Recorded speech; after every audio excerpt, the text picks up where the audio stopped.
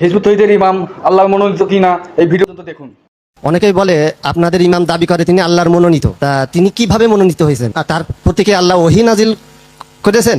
প্রশ্নটা তো কোনো খুব যে একেবারে জটিল প্রশ্ন, ব্যাপারটা তা তো না। আল্লাহর মনোনীত কি বললেই হয়ে যাবে নাকি? এটা স্বাভাবিক কথা তো, তাই না?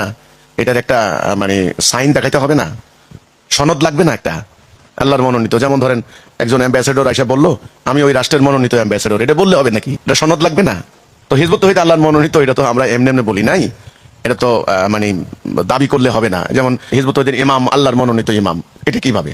দেখেন, একটা হলো বিশ্বাস, খালি বিশ্বাসটা করলাম যে হ্যাঁ আমি বিশ্বাস করলাম এটা এটা এটা এটা।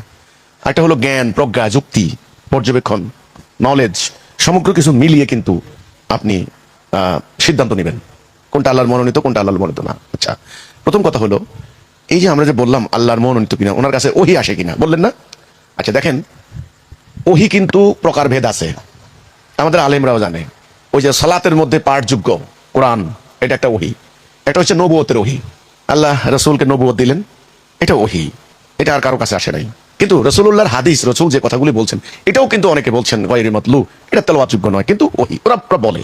আচ্ছা, এবার আমি আল্লাহ তাআলা বলছেন মৌমাছিকে আল্লাহ ওহী দিয়েছেন, দেন নাই? বাসা তৈরি করো, মধু সংগ্রহ করো, মানুষ এগুলো খাবে, মানুষ উপকৃত হবে, রোগ বালাই থেকে মুক্ত হবে। আল্লাহ মৌমাছিকে ওহী দিয়েছেন, ওহী। এটা কোন ওহী? এটা কি নবুয়তের ওহী? যুক্তির কথা বলতেছি, যুক্তি। যুক্তি না মানলে তো ভাই কিছু করার নাই।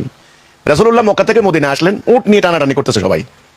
এই বলতেছেন আল্লাহ রাসূলকে যে রাখবে বিরাট সম্মানের ব্যাপার না, মর্যাদার ব্যাপার। ইনি বলতেছেন আমার ঘরে, উনি বলতেছেন আমার ঘরে। তখন রাসূল চিন্তা করলেন যদি আমি যাই আরেক পক্ষ মন খারাপ করবে। তখন আল্লাহ রাসূল বলছেন এই তোমার থামো, উট উট যেদিকে যায় উটের উপর ওহী করা আছে। তাহলে এই ওহীগুলা, এই ওহী মানে হলো এমন জ্ঞান যেটা আল্লাহ তার ওই যে নির্ধারিত জায়গায় তিনি প্রক্ষিপ্ত করেন, নিক্ষেপ করেন, বা তিনি দিয়ে দেন। এগুলি অনেকে অনেকে বলে এলহাম, এলহাম, এলকার, এগুলো ডিফারেন্স আছে। যাই হোক, কিন্তু এই যে রেসালাত, এই যে নবুয়তের ওহী, এটা আর আসবে না, এটা নবীর উপর আসছে।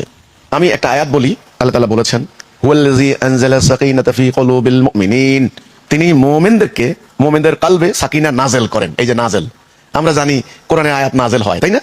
তাহলে নাজেল হওয়া মানে এখানে নবীর নবীর ব্যাপার স্যাপার, কিন্তু না, মুমিনদের কলবে সাকিনা নাজেল হয়। সাকিনা মানে আত্মপ্রত্যয়, যদিও অনুবাদে করছে প্রশান্তি, প্রশান্তি না, আত্মপ্রত্যয়, সেলফ কনফিডেন্স। এ সাকিনা আল্লাহ মুমিনদের কলবে নাজেল করেন। আচ্ছা, আরেকটা আয়াত দেখুন, ফাহাল হামারহা ফুজুরহা ওয়া তাকওয়াহা, ইলহাম দিয়েছে ন্যায় অন্যায় পার্থক্য করার জন্য, সকল মানুষের ভিতরে আছে, আছে না?